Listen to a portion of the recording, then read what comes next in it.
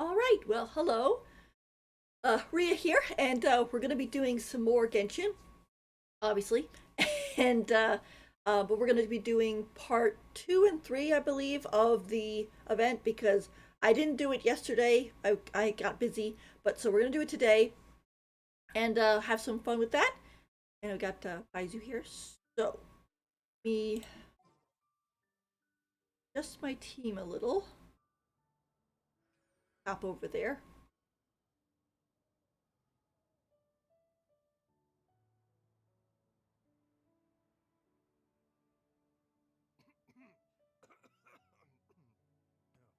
Oh, it's just some chronic problem I have flaring up again.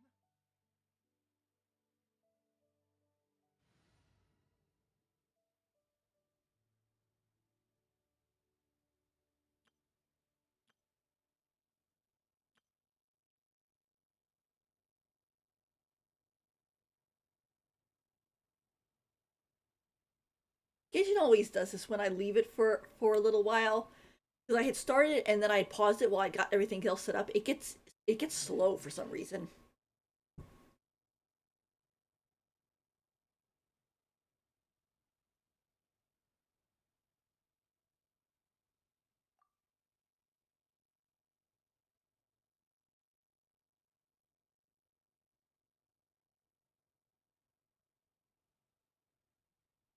It's like it takes a moment to wake back up again.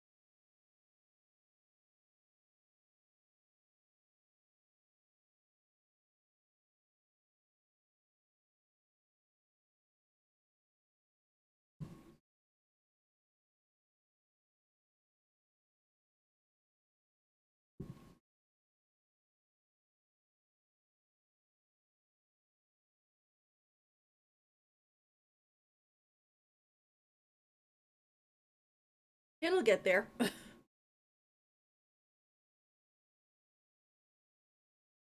Hello, whoever came in.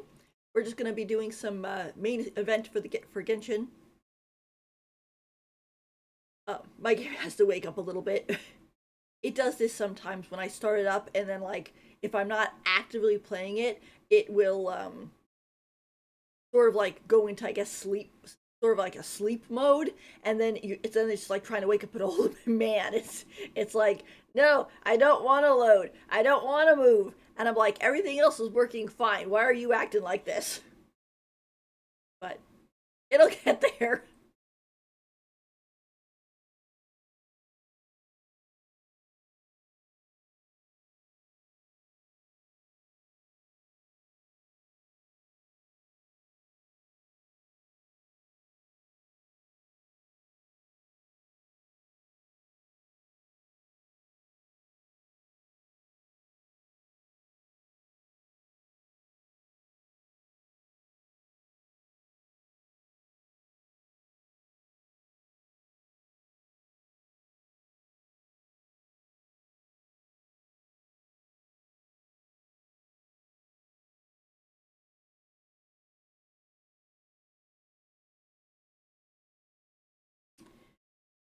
Come on, game.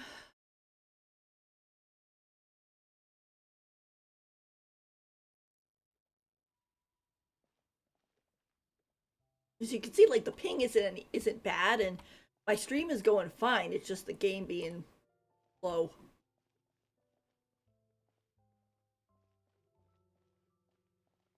Gotta walk it around a little bit for it to wake up. Come on, wake up. You see, now it's fine. All right.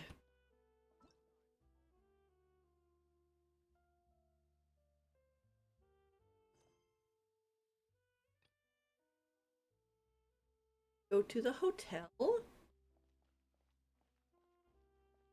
Here.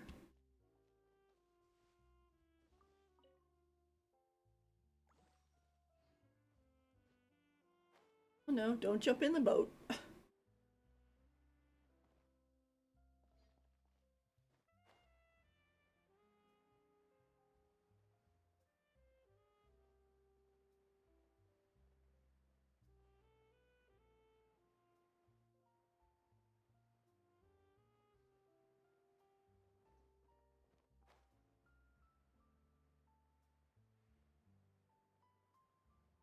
Are waiting.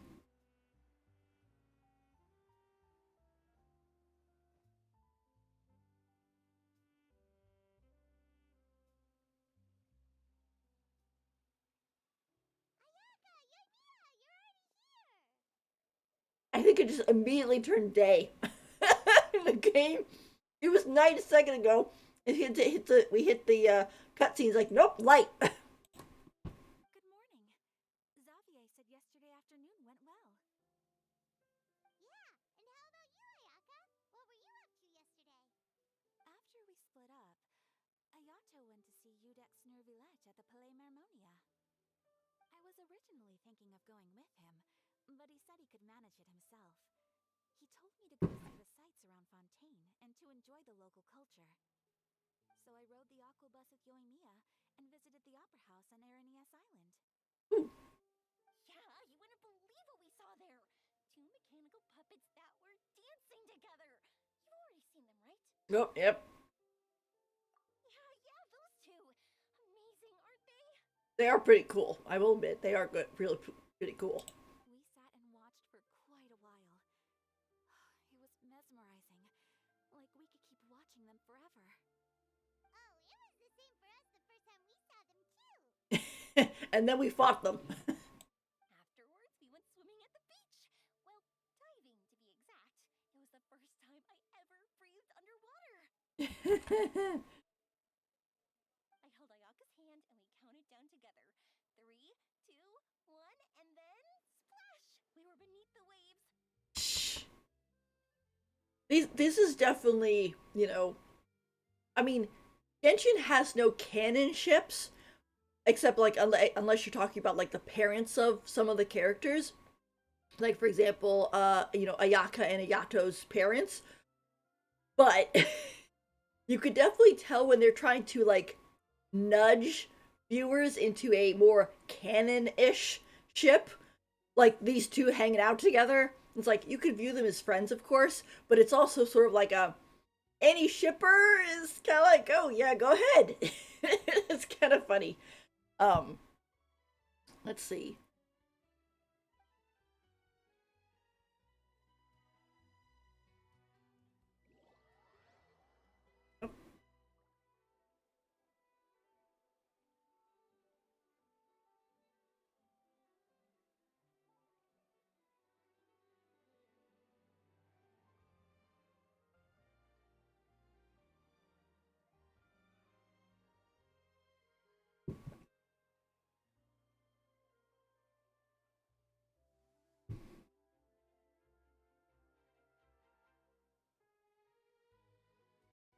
It's warping us to somewhere. At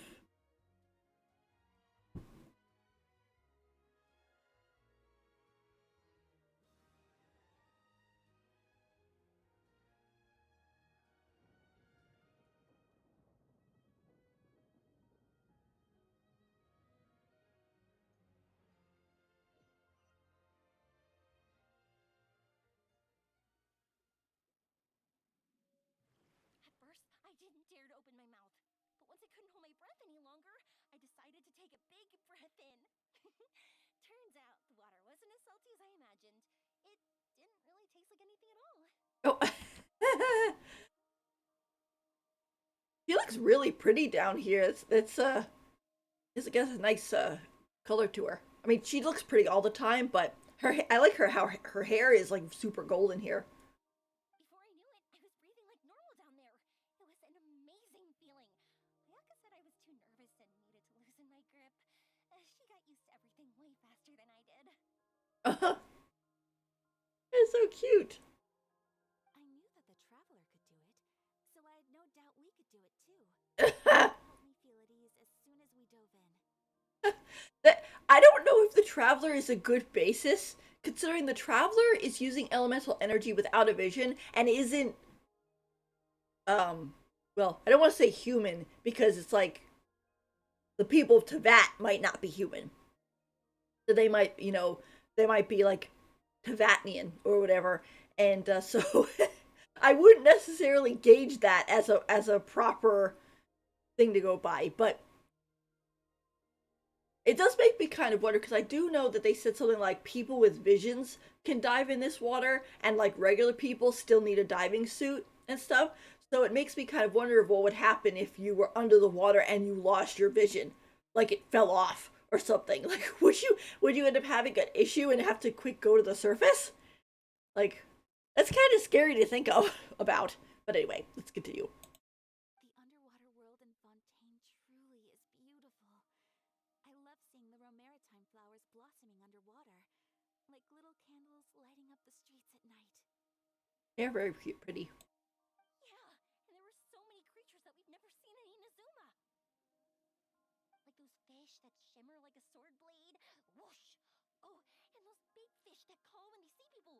Ooh. The blubber bees. The fish. Oh, you mean hunters, rays, and blubber beasts. I just love the name Blubber Beast.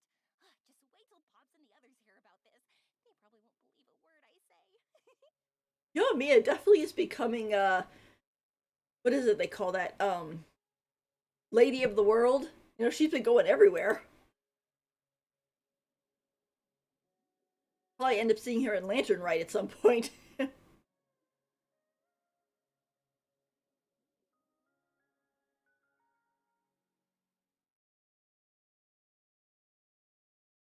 was cute. I'm glad we got to see that. Of them just texting or talking about it.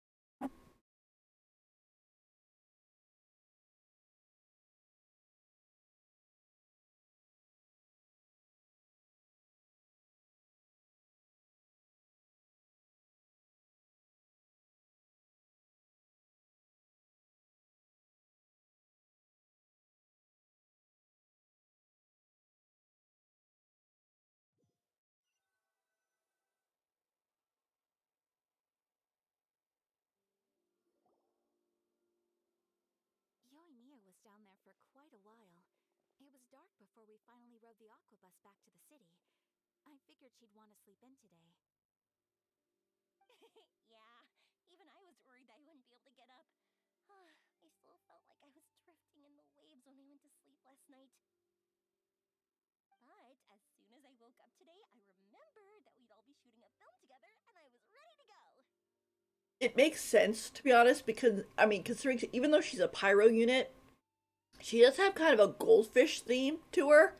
So it would make sense that she'd like to be underwater. Speaking of the film, where's everybody else?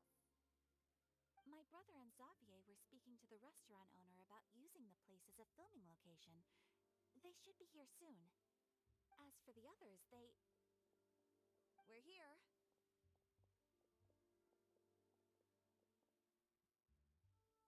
Yeah. I think that's like they added heels to Chiori so that she seemed a little bit taller. Although I guess when you compare her to Chevrolet, it's like they're equal height technically, but like Chevrolet has her hat that is taking up a majority of her head height, I guess. So her face is lower. It's kind of interesting. Please excuse my tardiness. I just finished the Special Patrol's 6-mile morning jog. Wow. Pretty awesome. Wait, 6 miles? Yeah. I'm so tired. I heard you all chatting, so I decided to come down. I sure could use some of that endless energy everyone else has. Oh. Good morning, everyone. Morning. Can someone fetch me a cup of coffee? More milk, hold the sugar. Oh. Sure, I'd be happy to do that for you. It's like coffee, please. No, you can't go anywhere. Please, have a seat over here so I can get started on your makeup. The last thing I want is coffee stains on my costumes. She's got an attitude. A coffee stains. Jeez. It was between this and her going ew when the producer was crying. I was like, geesh. I can get the coffee. It's the perfect job for an assistant.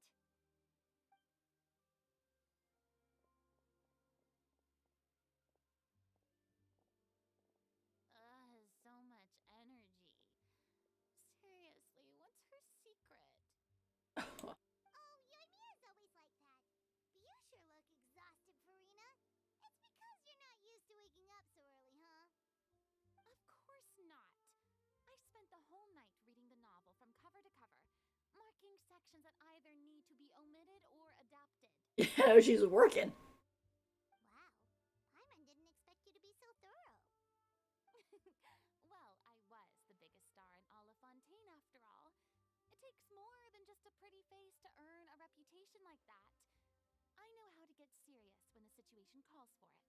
Aw. I went all out when I was acting as an Archon, so why wouldn't I do the same for my own life? Here's your coffee, Director Farina. Oh, this is from Yomiya's point of view. Ah, I like that. Coffee. Oh, thank you. The sound of being called director and the aroma of coffee feels almost as refreshing as hearing the birds chirping in the morning. I like how they've been playing around with the different camera angles lately. Oh, hello. Let's see. Shu Voltaris? Nice to meet you. We're just doing some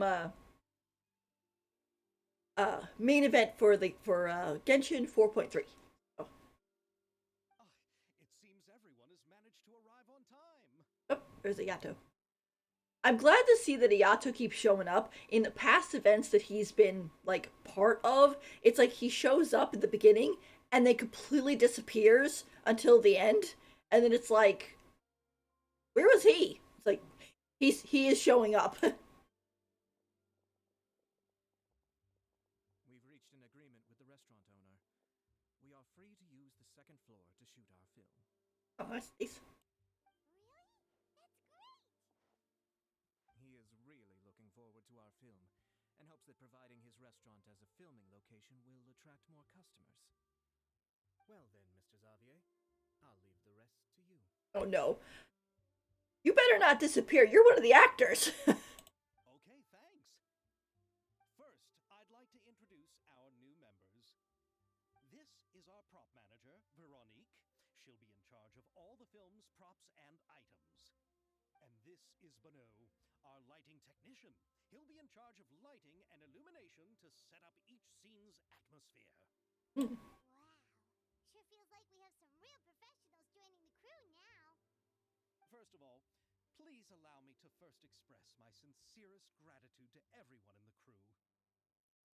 It's kind of funny when you see so many playable characters in one place.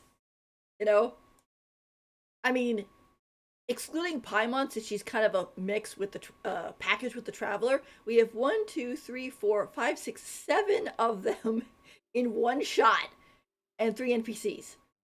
So it's kind of interesting. When my investor informed me yesterday that he wouldn't be able to provide the funds, I really thought that this was the nail in the coffin for this film. I had no idea that I'd find so many people willing to help me on such short notice. Thank you. Thank you all from the bottom of my heart. Aw. No need to be so cordial, Mr. Xavier. We're all honored to be a part of this. Your works made a profound impression on me when I saw them back in Inazuma. Oh, so his movies actually did get published. I am sure that someday, this film will be remembered as a prime example of cultural exchange between Fontaine and Inazuma. Yes, the story is the reason I agreed to join. I can't bear to even imagine what this film would look like without the very best director. Anyway, I would like to make a promise to everyone that as the producer of this film, I'll do whatever I can to ensure that everything goes as smoothly as possible. This is not just my film. It also embodies the thoughts and feelings of every person here, as well as the endless effort we are about to pour into it. I'm getting hyped. Sounds good. So, without further ado, The Two Musketeers will officially begin filming now! Woo! You may take it from here, Director Farina. All right, listen up, everyone. Okay, yeah, like what's the scoop? The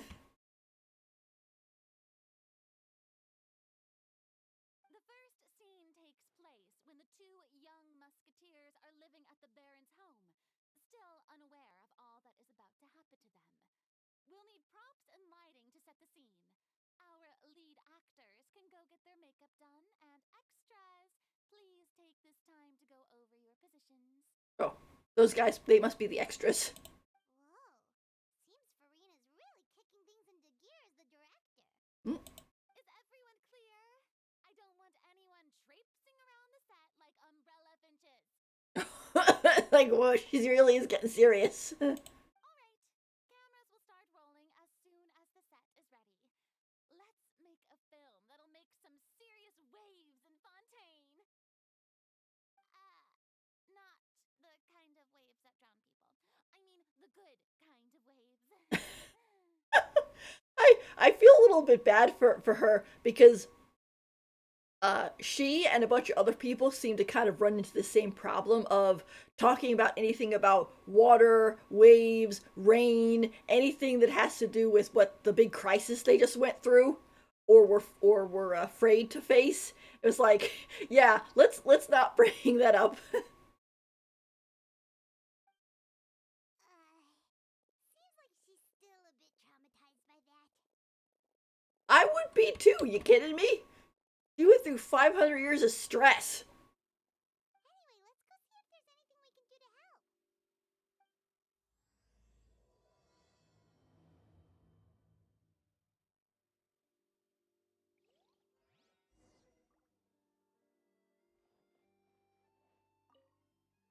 I don't need any help here. Why don't you try asking someone else?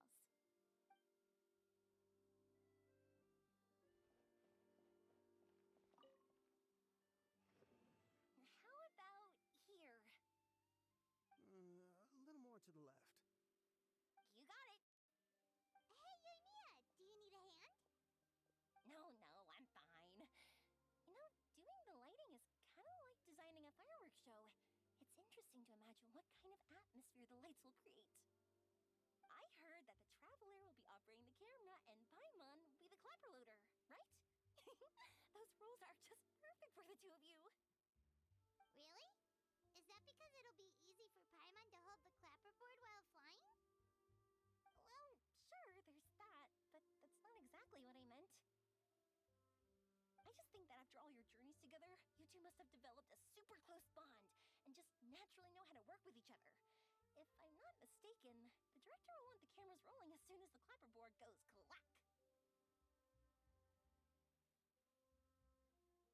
Oh,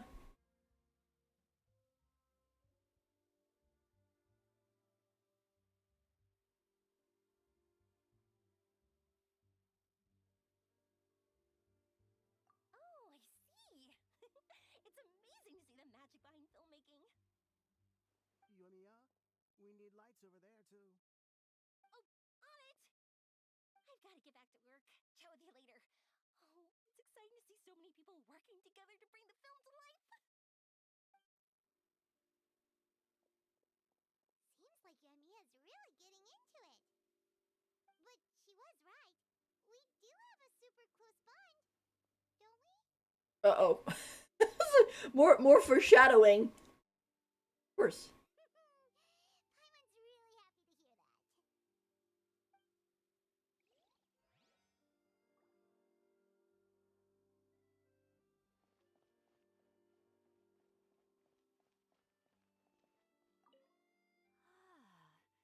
So this is what a musket looks like. Not exactly. Not exactly.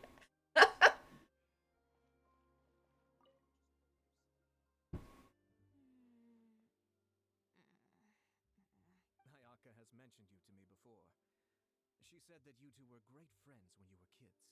Oh. Go.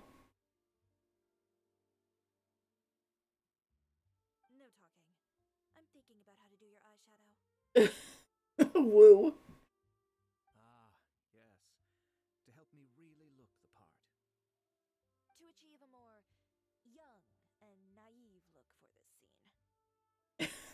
She tried to say he does not look young and naive. Are you saying the wrinkles around my eyes are too deep? Well, he is very stressed too. You just have too much of a calculating look in your eyes. You sure don't mince your words. It seems you really haven't changed much. Quiet. Gee, she's not. I should take back. She's coming across as very no nonsense. It's kind of funny. I didn't expect that from her. I was sort of like expecting it's like oops. So this is a real musket? I didn't mean to move. No, it's just a prop weapon. Not bad. Have you seen a real musket before? Only in books and newspapers.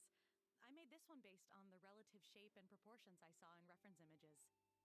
When we're filming, some special gunpowder will be applied around the muzzle, which will help create the flash and smoke effects of a real gun being fired. Which means it'll be up to the actors to portray the recoil. That's right. The sound effects for gunshots will also be added in post-production. Thank you, Veronique. I think I know where to start now. However, the musket's gears and firing pin could still use some work. Adding some wear on the metallic components will make them appear more realistic. Also, be sure to rub the muskets with some oil each time before we start shooting. That'll give the impression that the firearms have been well maintenance. The traveler's just very blurry in the background. Good point. You seem to know a lot, Miss Chevres. I assume you use these types of firearms on a regular basis? Yes, I perform routine maintenance on my weapons every day. Just like we as people need to eat and sleep, muskets need to be cleaned and maintained. I also perform similar care for my sword every day, and familiarize myself with its shape and weight, to the point where it feels like a natural extension of my body. Yes, this way, our weapons will never betray us in the heat of battle. Like, here they go. What's like a bonding over their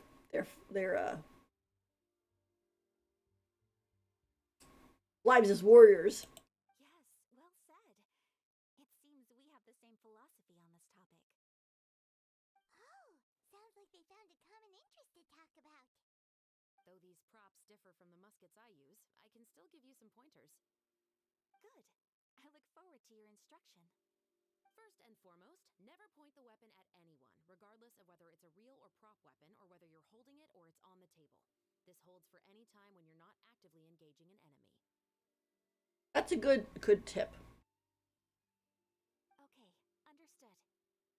When aiming the musket, extend your arm so that it's level with your shoulder, and use your eye to look down the weapon's sights. Like this? Oh, Ayaka with a gun. Not bad. Now, try saying your lines. This is the end of the road for you. Ayaka is pretty good at acting, to be honest. We end up getting a taste of it when she got this outfit. She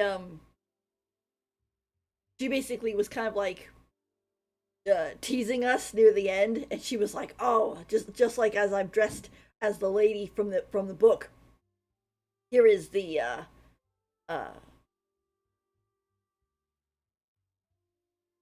can't think of it. Basically, she was like saying the final line from the book and stuff. It was kind of neat.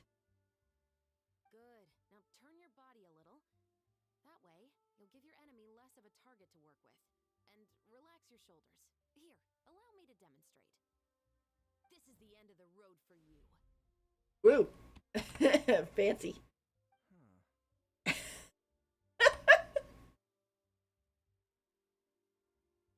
Excuse me, Miss Chiori.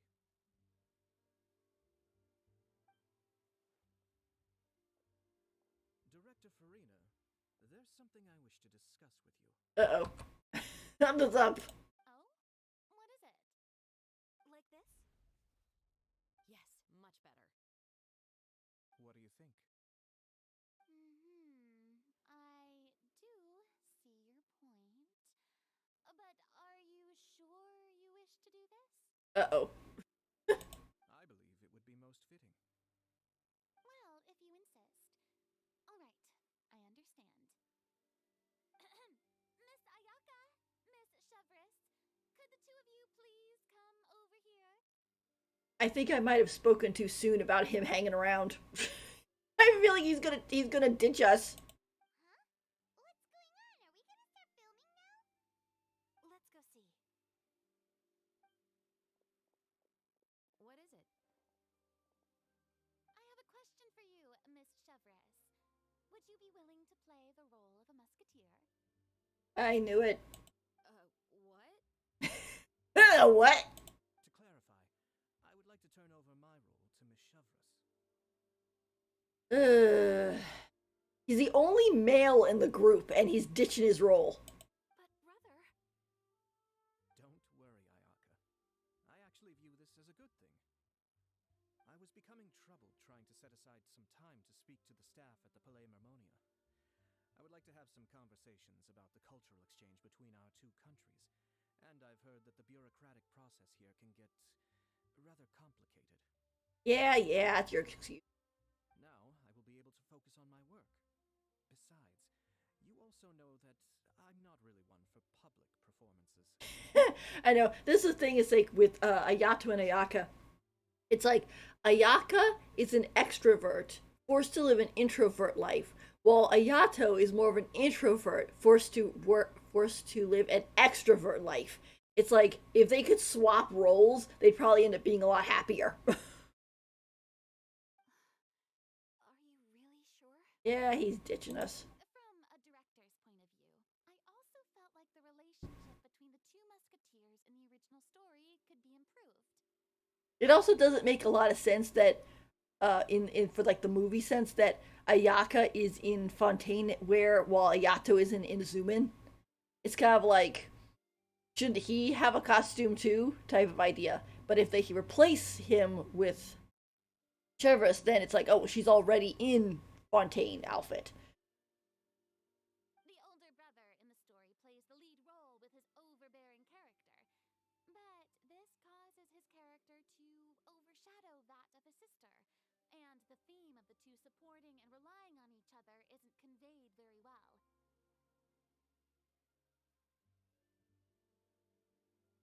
But if we were to change the siblings to two sisters of a similar age, then that aspect of the story might come through more clearly.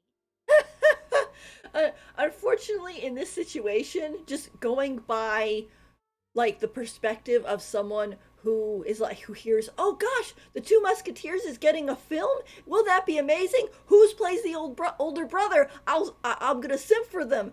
And then suddenly it's like, oh, they changed the older brother to a sister. They did what now?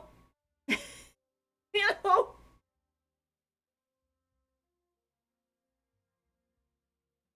Also, I've seen you instructing Ayaka. That cold and dignified personality is exactly what we need for the older musketeer. Of course, even with all these insights, the decision should still be made by Miss Chevrolet. I'm starting to feel like we're gonna have to nail Ayato's shoes to the ground to keep him in any event. He's probably gonna take off and we'll never see him again. Chevrolet mentioned that she really likes the story, right? Paimon bets that she'll take the role. She'll still have to prioritize her work, but we still don't know if she's a big fan of acting. All right, I'll take the role. Good. It's decided then. I'll get started on making edits to the script. We'll also need to make some immediate adjustments to the lighting, props, and costumes. Yeah, because all your actors are all short now. I have a feeling that our adaptation will be even better than the original story. Just wait till the fans start tearing you a new one. You're doing a great favor for me, Miss Chevrolet. You have my gratitude. Don't mention it.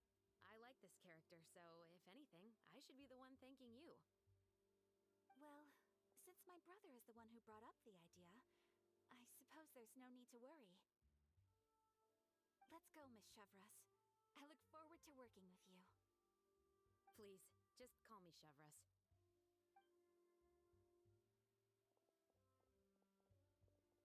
Seems like you're really going out of your way to solve the problem I was having with your makeup.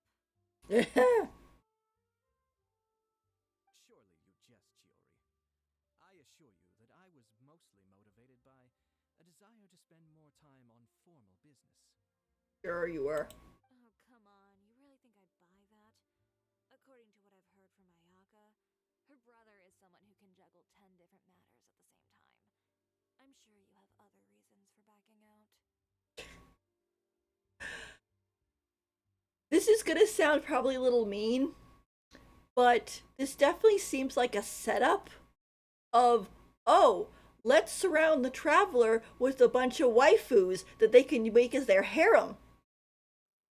Which thankfully I'm playing Lumine because honestly, the idea of Ether having a harem is actually really gross to me because I view Ether as like a very nice guy and like ball of sunshine, and the idea of him having a harem in just general is just really gross for me. So I mean harems in like anime and stuff like that isn't necessarily a bad thing, but I don't know, it's just like I view Ether as too young, I guess. And so it just kind of gets sort of, it's got an icky feeling to me.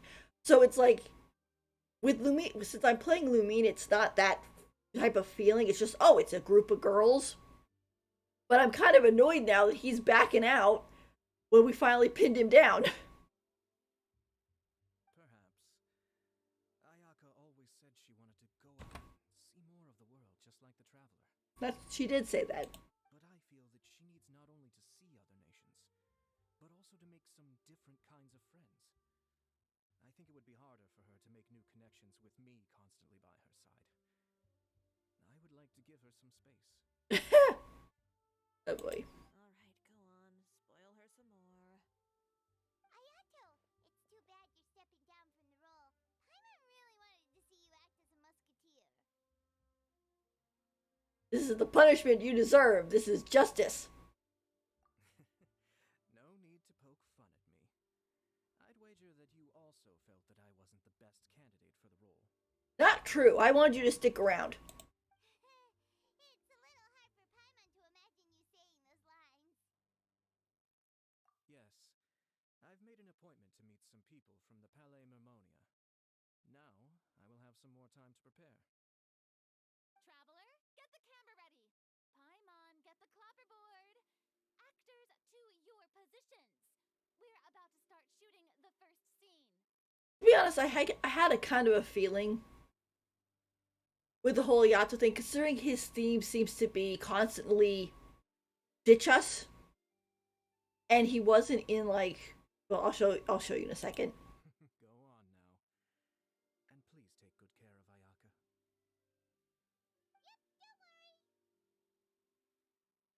Thank you. I look forward to seeing the film when it's finished. Thing is, he's not even sticking around to help us. He's just taken off. And I'm not mad at him, by the way. I'm mad at the fact that Here, let me help set the scene for everyone. I'm more kind of mad at the fact that Mihoyo decided to write the story this way and completely cut him out. Again, with nothing but waifus. And since I am a straight lady, that's kind of I mean, this still can be very fun and everything. You don't always have to have anything like, ugh. I should stop being so negative, but it's just like we had one guy and they got rid of him. Also, we only had one tall model on top of that. Everybody is medium model. The first scene takes place when our two main characters are still living at the Baron's estate. They've been ostracized and verbally abused by others in the household, but they still have no idea why. We want to capture how naive and innocent they are, despite their pain. Chevris will be playing the role of the older sister, Tulip, and Ayaka will be the younger sister, Iris. Be sure to get close-ups of the main characters at the right moment. Silence on the set! Lights! Camera! Action! Paimon will Lindley Clapper. Let's go! Tulip, Mother's been out for quite a while now. Perhaps she went to pick some flowers on the way home. You know how she loves flowers. Iris, Tulip, I'm home. Mother! You were out for so long, we were beginning to worry about you. I'm sorry, but I'm back now, safe and sound. Here, I brought your favorite treat, apple turnovers. Mother, what are those bruises on your hand?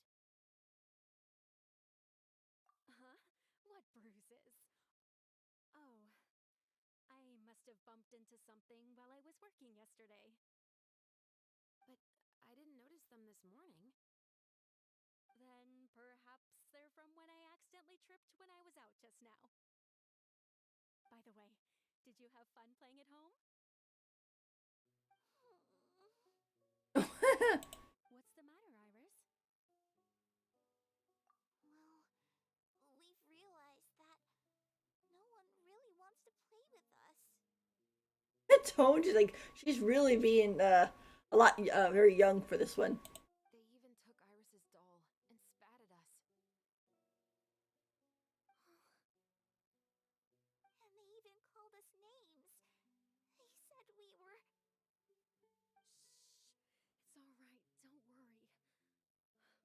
Girls, listen to me. It doesn't matter what anyone says.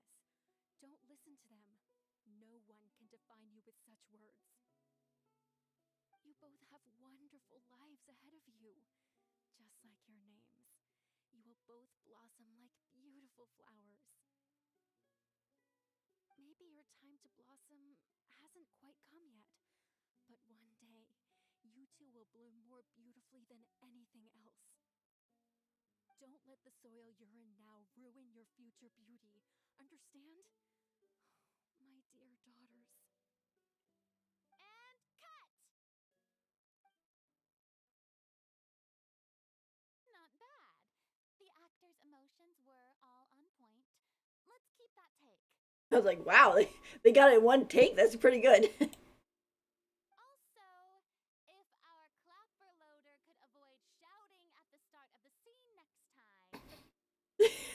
Grandma's getting in trouble. Oh, got it. Lumine space. He's like, mm. Great. I was a little worried that my nerves would get the better of me. What about you, Chevros? They did a good job. I felt fine. The lines weren't too difficult at all.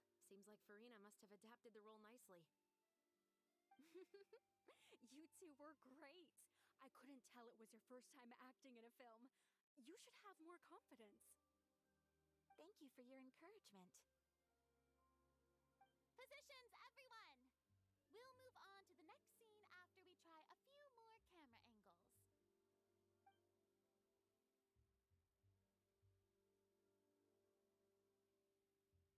This scene is when our two characters return home, only to discover their mother has been murdered. Ready? Lights! Camera! Action! Mother, we're back. Mother?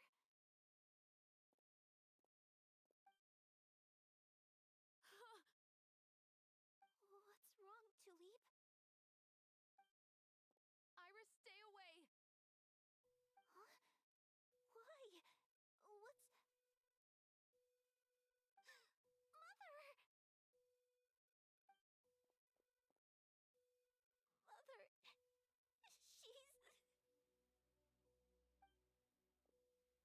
She's... There's poison in this cup. She can tell that right from looking at it. I could have sworn I've seen this kind of cup before. Those aristocrats.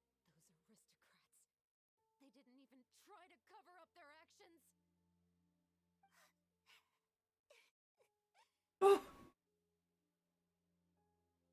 Aw. Iris, we need to leave this place. Leave? But now that Mother is gone, where can we even go? Anywhere. All I know is that we can't stay in this house.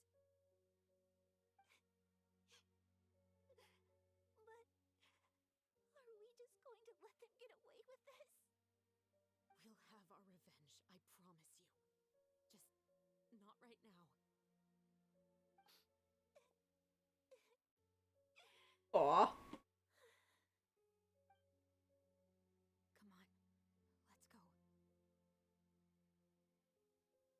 No, wait. We can't just leave Mother here like this. At least let me leave this rose with her.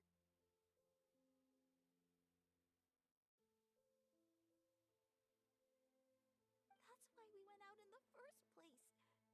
To buy her this flower. All right. This is actually making me really sad. Aw. Goodbye, Mother. We'll avenge you. Someday. And cut! Beautiful! Great performance! Oh my, you're so amazing, Ayaka! And were those real tears I saw? How did you do it? I thought of her own mom. Her own mom is dead too. I was surprised too. Thank you for the kind compliments. Actually, as soon as Director Farina said action, I told myself not to think about anything. I just felt the weight of the moment and became the character. It's quite similar to practicing the art of the sword. You clear your mind and focus only on what's happening in front of you. Ayaka's performance was amazing. Have I discovered an acting prodigy? It'd be interesting if she took Ayaka under her wing to like help her learn to act. Considering that they're both medium model girls with light hair and blue eyes. And they're both sword users too. So I think it's kind of interesting. Pipe down, everyone! We need to move on to the next scene!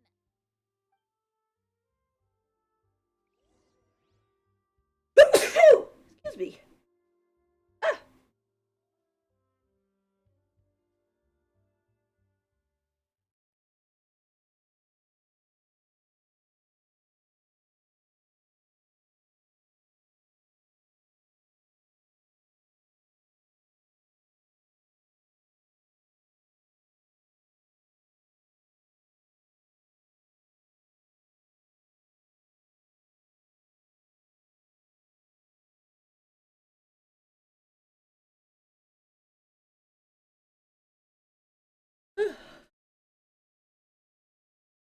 I will say, sometimes you sneeze and it's fine, and other times you sneeze and you need a tissue.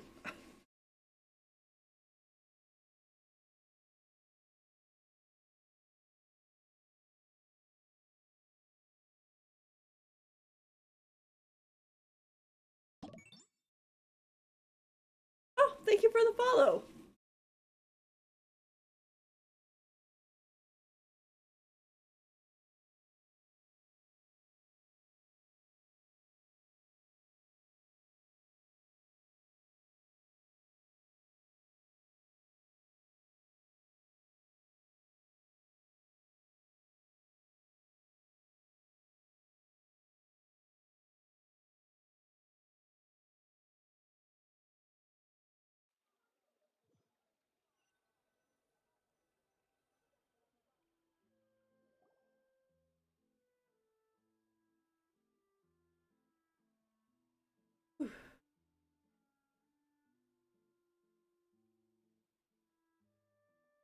Everybody's leaving. Huh? Are we done already? But Paimon wants to keep playing with the clapperboard. How do you feel, Traveler? Is your arm sore from holding the camera all day? A little bit, but it was a lot of fun. Good work, you two. You too, Chevron. You were quite the actress today. I've read this novel many times before. I have a good grasp of my character's mindset. Oh, before I click. Oh, America. I'm on the American server. Um, yeah. The thing is, what I was saying before was that I'm not mad at Ayato. I love Ayato's character. I was just sort of like, kind of rolling my eyes of, oh gosh, Mahoya, we're doing this again. But you know, hey, it's their game and they can write the way they want. And I think we could find Ayato in some other places too, so he's not like completely gone. But I'm not entirely sure exactly where. Anyway, do you remember my request from yesterday? Oh yeah, we gotta go solve that crime. Oh, right. We were having so much fun that Paimon nearly forgot. Oh, Lumine has shifted into serious mode. You can tell by her face. You have a case where the murders seem really similar to the cases in the novel, right? So, how are they similar exactly? Oh, you're on EU. Yeah. I guess that's one problem with Genshin is like once you pick your server, I mean you can make games in the other servers too, but it doesn't carry over. So which that's a bummer, but In the story, the main characters grow up to become two musketeers, always using their guns to carry out their revenge. And on each of the victims, they place a rainbow rose as a signal that they've returned. hmm. Yes, that's correct. We found rainbow roses just like in the novel. Seems like you're connecting the dots now. Oh, that does sound pretty concerning. Especially after seeing the script today. Oh, now Paimon can't stop wondering what kind of ulterior motive the murderer might have. What do you think, Traveler? You're smart. Paimon wants to hear your thoughts. We're only there to assist, then I think we can join the case. Good. On behalf of Fontaine's Special Security and Surveillance Patrol, thank you for your dedication to justice. There's no time to lose. We should start investigating right away.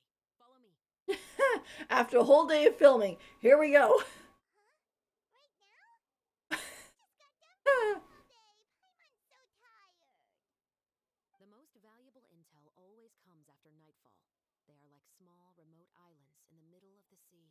If you don't stay vigilant, you will pass right by them in the fog. Hmm. That's how one of my favorite books always puts it, at least. So, where are we going right now? Let's start by checking out some workshops that sell mechanical components. If the culprit is making their own weapons, it's very likely that they'll visit those sort of places.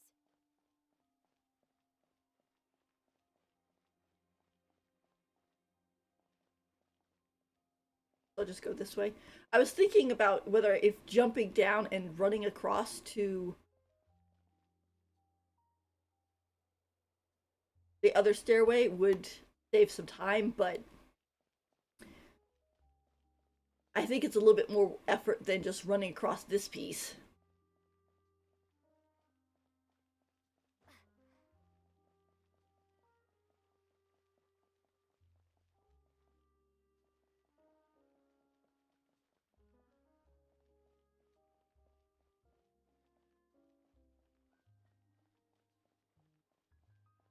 And then going to the shops this way.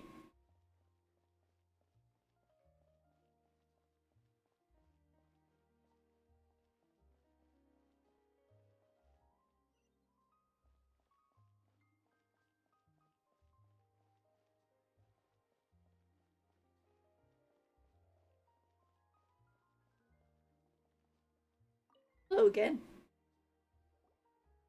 Welcome to LeChaux's Clockwork Workshop. How can I help you? Hello. I'd like to know if anyone has purchased some special components lately. Special components? Sorry, could you be more specific? I mean the kind of components that aren't typically used for clockwork toys, but for firearms. Huh? For firearms? No, we don't sell those sort of things here. Don't misunderstand. I'm not here to cause any trouble. We are merely investigating a case, and we're hoping that you could cooperate. Well, to be completely honest, I'm not even sure what kind of components that would entail. Has anyone ever purchased components here as an individual rather than on behalf of an organization? We have a lot of customers who buy toys, but those who buy components are all regular customers who buy in bulk on behalf of their organization. Is that so? I understand. Thank you for your cooperation. You're welcome. It's the least I can do.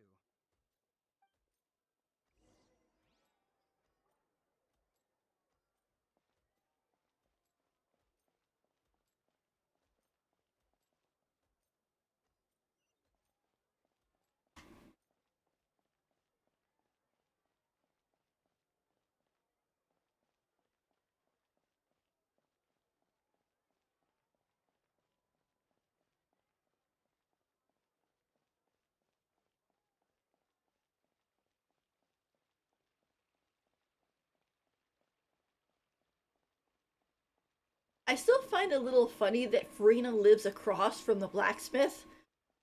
Because, like, while the house is very nice, it's like out of all the places she could live, she lives across from, like, the noisiest place, which means that this place is probably, like, super cheap.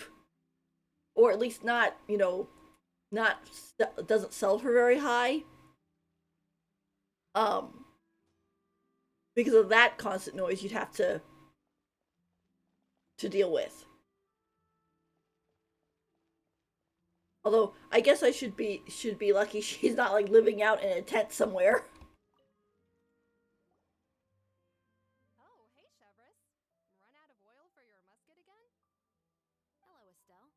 I want to know if anyone has come to your shop recently to order some firearm components. Oh, is this another case? Let me think. I don't think so. Some people have requested that I make some prop guns for the Fontanalia Film Festival, but I refused all of those requests. Oh, why's that? Because there's no profit! I only make things here that can do some real heavy lifting. I don't have the energy to make some new molds just for the festival. Then, has anybody come specifically looking for mechanical components? Well, I usually sell off my scrap to the Fleuve Centre. I don't typically give them to one specific person.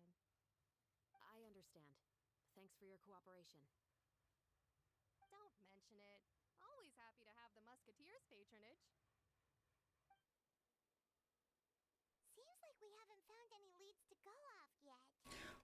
Something I just realized with her character, her hair is very, I mean, it's her hair is very long, but it's not parted in the middle.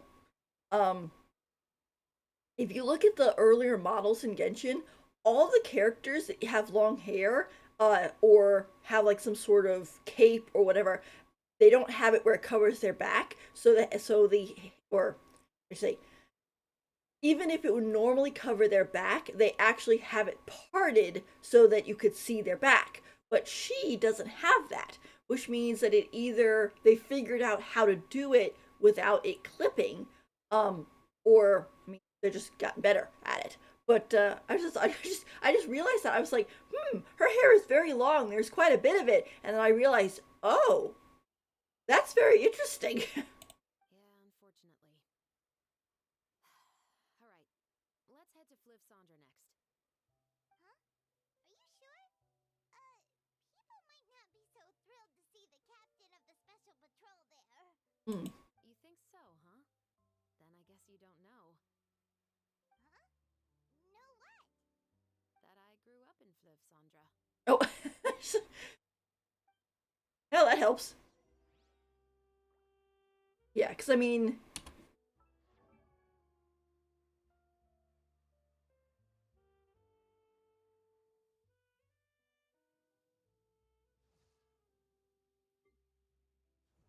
if you take a look at some of the characters,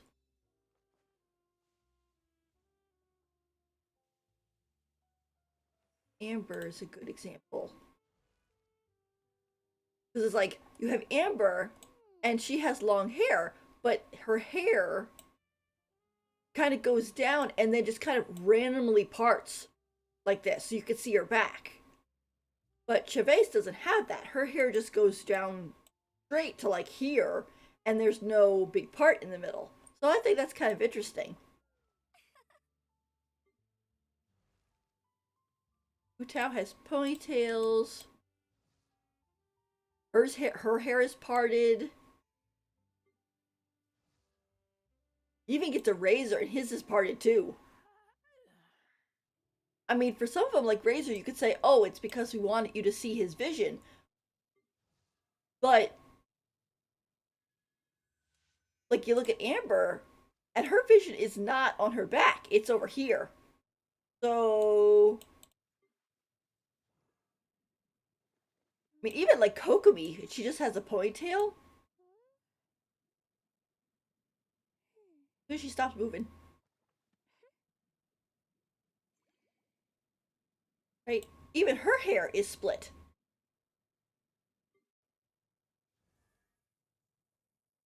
So, that's kind of interesting.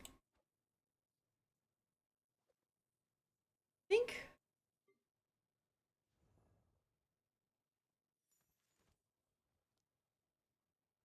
Yeah, Navia's is split a little bit, but then I think that's the whole kind of point that she has multiple curls like that.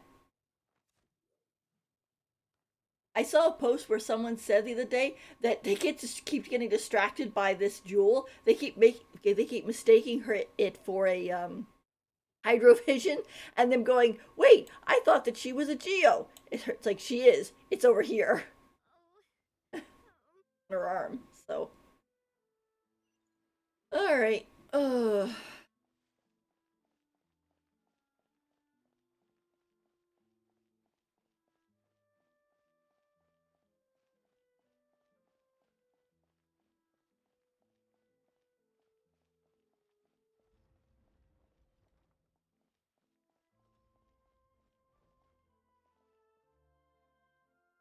It's kind of weird when Fontaine was going to come out. A lot of people were like, oh, that there's like two levels in Fontaine, and that they basically took the energy idea and was like, oh, there's two sides, and we're going to have like civil wars and people fighting and stuff like that. And like this area is for the people who are kind of poor and not taken care of well by the system and stuff like that. But then none of that really like came about in the story. Like the people down here are clearly living in like not as good of a situation, but we haven't really had anything where these people have like made a stink about it. All the crime that we've had has usually has had something to do with like, murder.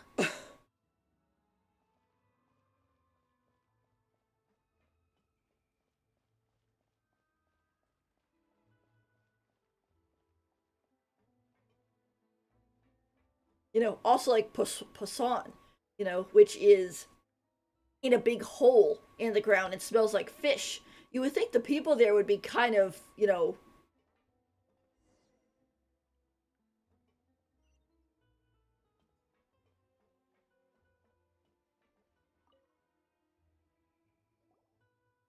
not too happy. To ask some questions.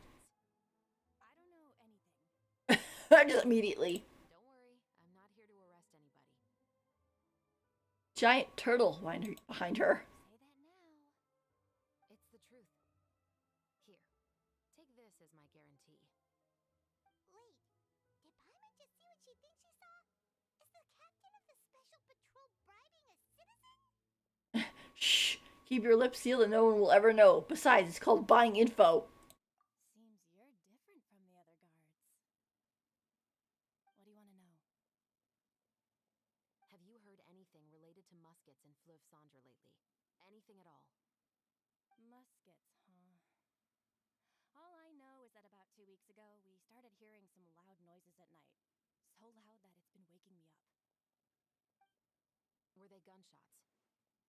Possibly. It's hard to tell around here. Someone's house collapsing, a pipe exploding somewhere, it's all the same. But the noises I'm talking about definitely happened after I fell asleep. Do you know where the noises were coming from? I don't remember clearly. Is it that you don't remember, or that you need to think about it some more? You tell me. Uh-oh, she wants more money. She's sleazy. Then please, think about it some more. She's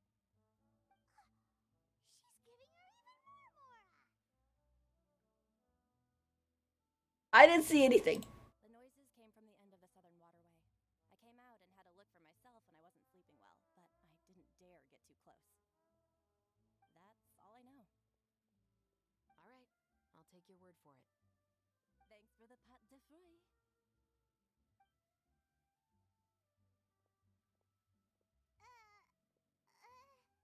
No need to be surprised. I grew up here, remember? I know how to get people around here to talk.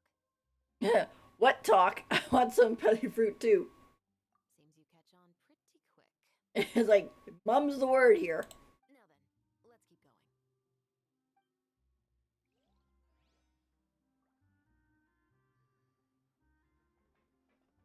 Yeah. You're most certainly correct, my dear. These are the two guys who we had a little quest with them where they were like taking care of taking out the trash and taking care of this guy, and apparently they both work for Navia. So it's like Navia is a good person, and we're on her good side and everything like that, but it's kind of clear that she's a mafia boss. Riddle.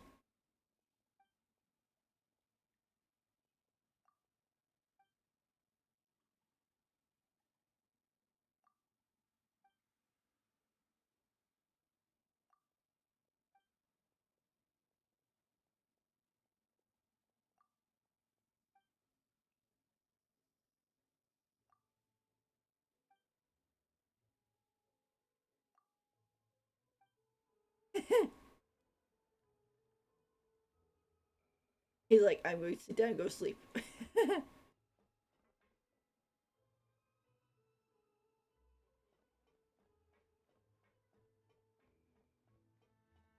Over here, because I'm feeling we'll probably be heading that way in a second anyway, so.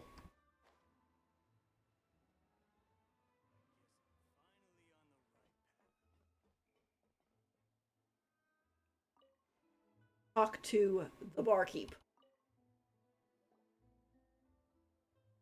It's been a while, Tetro. Please, just get on with your request. I want to know if you've heard anybody talking about muskets lately.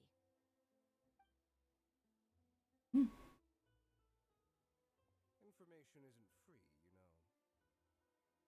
Jeez, everyone here wants you to grease their palm. I've heard that bandits have been extremely active in the countryside recently, and they've been affecting the delivery of goods to Poisson. I can allocate some more manpower to help out with that problem. What do you say? You're still as helpful as ever. One of our men got drunk at dinner about a month ago and lost his gun. 3 days later, it turned up in the corner here. What's weird about that? He just forgot where he put it, right? This is Fleuve Cendre, my friend. Anything of value left in the tavern won't ever make it to the next day. But that gun turned out to be an exception. It didn't get any new wear and tear on it, and didn't even appear to have been fired. We were quite mystified as to what could have happened. I suspect it came back because the weapon was already known to the guards. You mean, a criminal was afraid the Marechaussee Phantom would use the shot marks to track them down? Maybe. But if that's the case, the culprit really took great care to avoid getting caught. I didn't say anything about a criminal. In Fleuve Cendre, knowing who was killed is as easy as knowing what clothes you're wearing today. It's the guy living in the East Side, isn't it? I've never liked him. Every time he's here, he just orders a drink and sits there with a nasty look in his eyes. So, who was the one who lost the gun in the first place?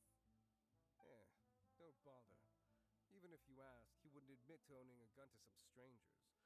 Not to mention the captain of the Special Security and Surveillance Patrol. He's right. I know you grew up here, Chevres. Even though you're on good terms with the Spina, you've still been gone too long. Not many people know you here now, and a lot of people don't like the Special Patrol. He says you've been gone too long. It's like, how old is she? You know, it's like chances are, it's like even if she's like over 20, you know, the people would remember who she is. I know. I know. So take my advice and don't show your face too much around here. It's for your own safety. I'll come and go as I please, and I'm afraid I'll be appearing more often due to my work. All right. Don't say I didn't warn you.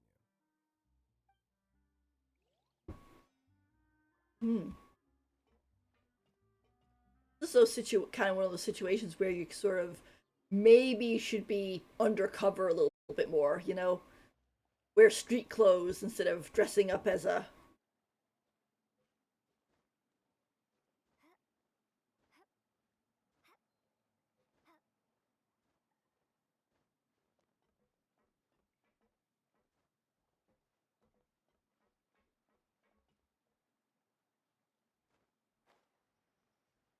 instead of basically as a guard.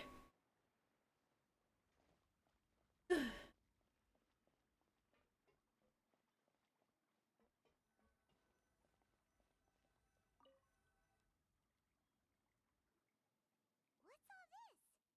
Some broken planks and barrels, as well as some liquor bottles? Yes, but have a closer look, Paimon. Even though somebody has purposefully tried to clean them up, these are obviously marks from musket bullets. That's purposely cleaned up? Holy cow, it literally took out chunks from the wall. Wow. In other words, someone was here trying to improve their shot. They were using the barrels and bottles for target practice. Could it have been the killer? Sound that they were talking about. Your guess is as good as mine. Although many people at Fleuve Cendre own guns, few hide the fact from others, and even fewer would go to such lengths to hide markings from practice shots. Anyway, let's go. There might be more to this.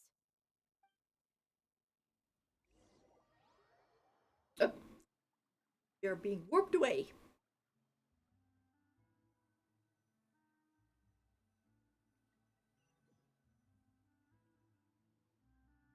Seems like that's all we'll be able to uncover for today. Paimon feels like we managed to learn a lot more here than up on the surface. Yes. Assuming that everything we found is indeed connected to our suspect, then their timeline was probably something like this. A month ago, our suspect found a gun and took it home to disassemble it. Once he'd figured out its mechanics, he brought it back. In the following weeks, he used some parts to create his own makeshift musket, and took it to the Fleuve Cendre for target practice. Then, a few days ago, he found his target and carried out the murder. Once the deed was done, he left a rainbow rose on the body, just like the scene in the novel. It's kind of interesting with Fontaine that basically every thing in here, every story quest, every Archon quest, every event is connected to some sort of crime and trial and mystery, which is actually pretty cool because it sort of gives a an interesting spin on it. But it's sort of it's interesting because that so much of it's happening here. That all makes sense to Paimon, but we're still no closer to figuring out the killer's identity. The deceased was a resident of Fleuve Cendre. It's said that he was a poor, solitary man. But if we're following the novel, shouldn't the guy have been a nobleman? Yeah, that's also something I'm trying to figure out. If we are indeed following the novel, and there's a story behind the murder, then this murder should be an act of vengeance. But according to our investigation, the deceased didn't have any enemies. He was no saint, but no one's heard of a rival who hated him enough to shoot him dead, much less care to leave a rose on his body. What message is the killer trying to convey, and to whom exactly? Could they be the novelist? We've thoroughly investigated that possibility. She says, "Oh, could it be the novelist?" I'm like, why would the novelist want to kill someone? Like that's kind of a jump. He claims to have spent the whole day at the Opera House on the day of the murder, and the staff there have confirmed his account. Also, too, it kind of reminds me of an actual case I heard about a long time ago. I was taking a class in media, and one of the things it said like communications in media or whatever, and one of the things that they said was that there was a case where you had a novelist go and she wrote a murder mystery, okay, and she sent it to the editor. But and however, the at the time, how-to books were really popular, and so the editor went and told her change it into a how-to-do book, like how would you murder someone. So she did to sell copies. Okay, well, a guy decided to hire a killer to get rid of his family, and the killer read that book and followed this stuff in the book. And so the case came up on the idea of was the writer responsible for the death of the family since the murderer had used her book to kill the family.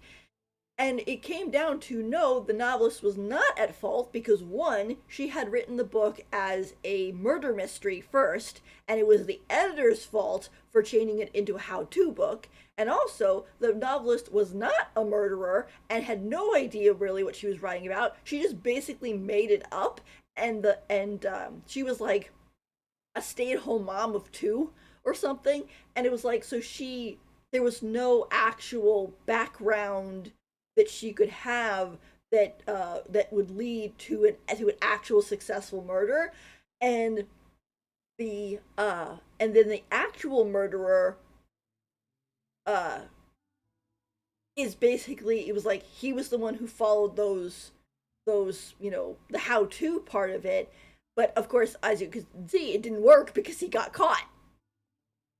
So it was basically when it boiled down to it, it's like she wasn't to blame.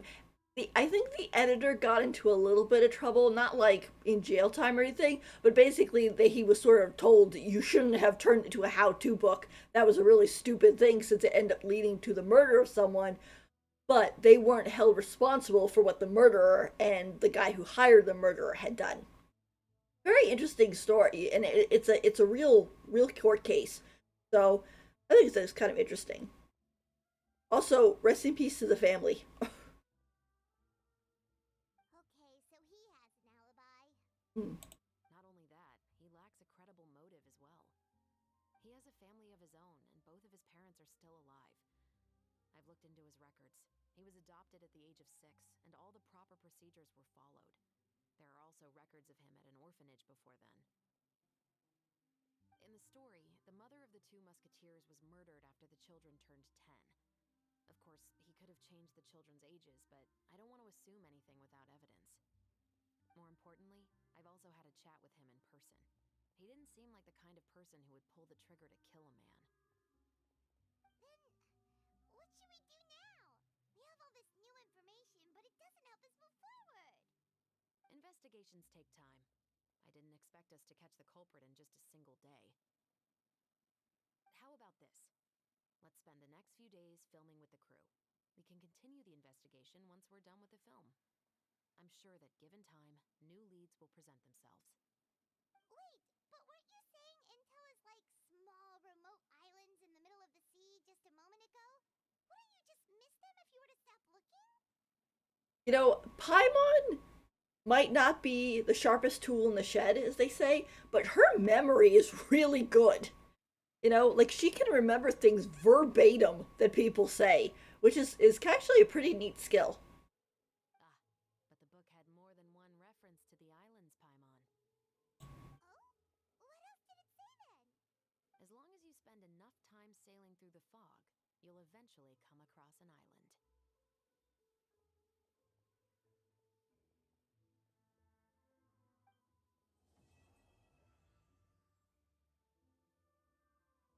Plot thickens.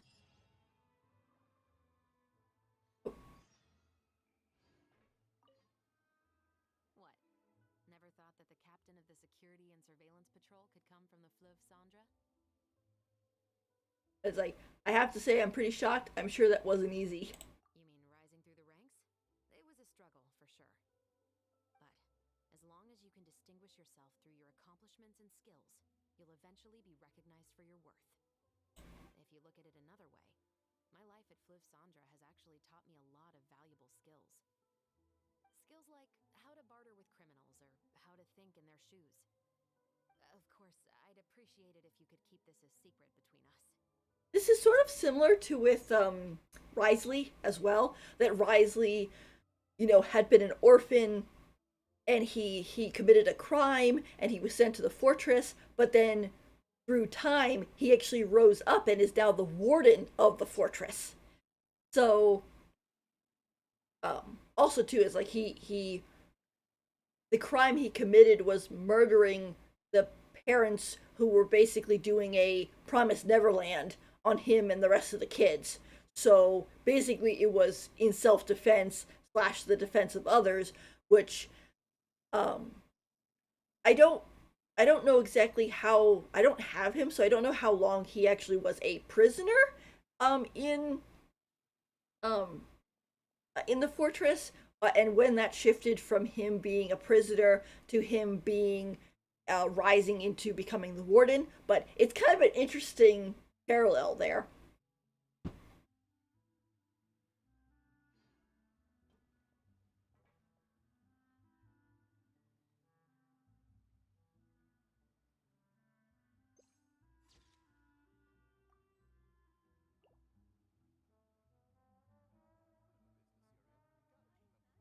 It's kind of interesting too with how they're kind of playing around with the models a little bit. It's kind of hard to tell in this way case because she's not looking ahead, but like, I guess they're the same height, but her hat makes her look a little bit taller. But then when we were looking at her with, I guess, next to Chiora the other day, she definitely looked shorter. Like her head was lower. But then again, Chiori is wearing like super mega high heels. So,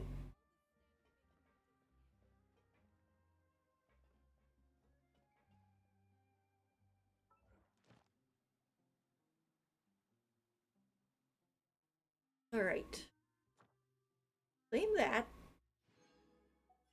Yeah, I actually did a calculation. I found it that they actually give you more companionship XP from doing this than if you did all of these. You get like 20 extra, which I probably just messed it up completely because I think all these characters are level 10 in their friendship. Whoops. That's the one problem when you have it where uh you make it easier to, it's like one button click and you're done because you can make mistakes. But that's okay. What I will do at least for the rest of the stuff, I will come over to Catherine and switch over to the team I want to raise friendship with.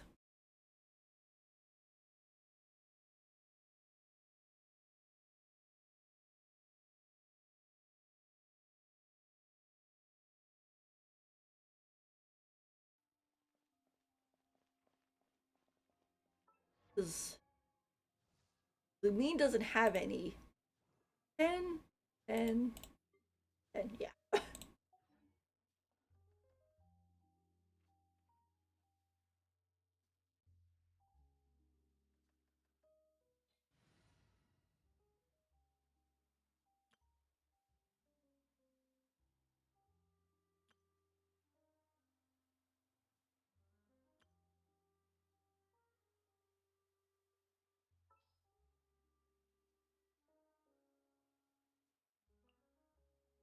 Count me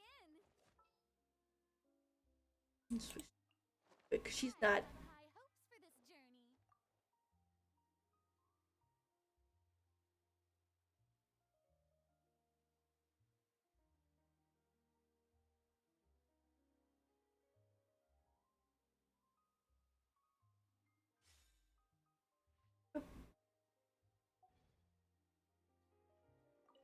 Ad Astra Abyssosk. Thank you for completing today's commissions. Ad Astra Abyssosk. Yeah. I will say, I am so happy there's a claim all button now.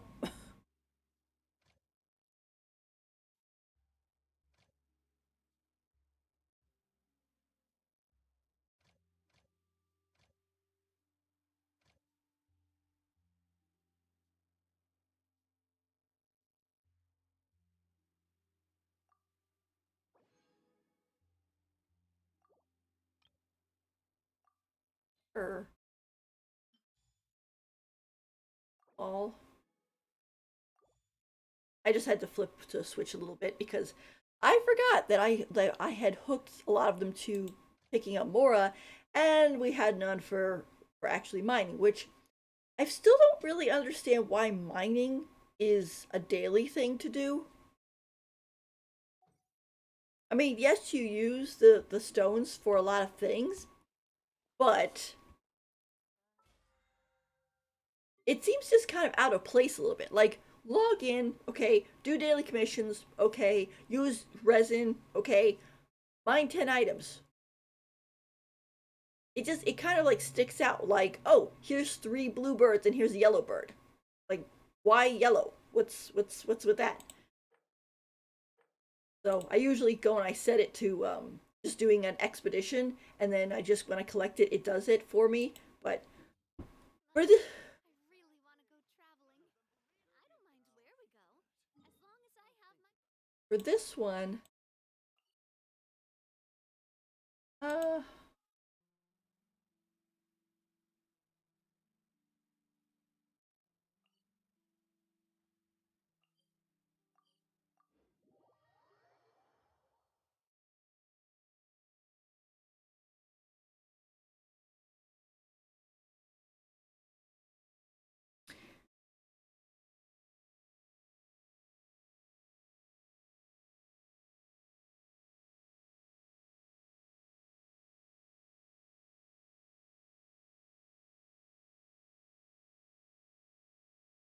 actually, I think what I'm gonna do is I will pause the stream for right now. I'm just gonna do. I have to go eat lunch, and also I'm gonna do some stuff that you guys don't need to watch, and like mining and things like that. So, but I will be back when to do part 3. Um, Probably a little bit later, probably this afternoon, just so we can kind of like catch up and everything. But I'm starting to get hungry. So, all right, let me chatting. Okay, well, thank you guys for coming, and Shu Voltaris, great to see you and everything. I do upload these videos on YouTube if you want to watch them again. Yep, bye. Hopefully I'll be back later. It depends on how tired I am and whatnot. But yeah, so I have my YouTube page. I also have links to my Twitter and my Discord if you want to join and to see when I go live and stuff like that. So I hope thank you so much for coming and watching, and tell your friends so that if you like what you saw, everybody guys can come watch and get drops and so on. And thanks for coming. Okay, bye.